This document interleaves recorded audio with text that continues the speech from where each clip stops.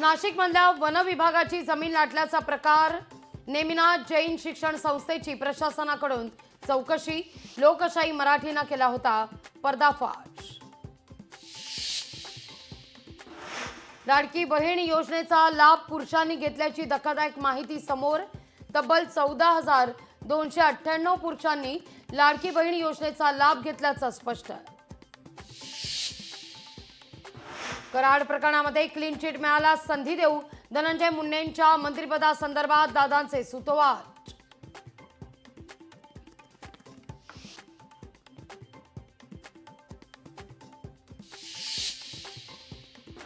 Clean chit कुणाला द्यायची आधीच ठरलेलं असतं। धनंजय मुंडेंच्या क्लीन चिटवरून राऊतांचं विधान, तर धनंजय मुंडेंना मंत्रिमंडळात घेण्याची इतकी घाई का, उपस्थित केलाय सवाल। कृषी मंत्री माणिकराव कोकाटे यांचा मंगळवारी राजीनामा होण्याची शक्यता, वरिष्ठ पातळीवर चर्चा झाल्याची सूत्रांची माहिती। संपूर्ण मंत्रिमंडळाची फेररचना करण्याची गरज, खासदार संजय राऊतांचं वक्तव्य। विधान भवन मारहाण प्रकरणानंतर चर्चेत आलेले नितीन देशमुख शरद पवार यांच्या भेटीला, दोघांमध्ये अर्धा तास चर्चा।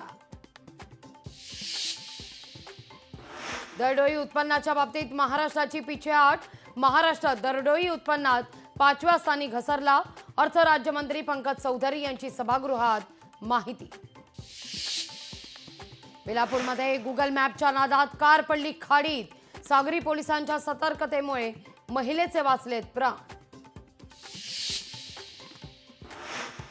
आणि आज 26वा कारगिल विजय दिन, आजच्याच दिवशी पाकिस्तानी सैन्याला धूळ चारत कारगिलच्या पर्वतरांगांवर आपल्या योद्ध्यांनी फडकवला होता तिरंगा।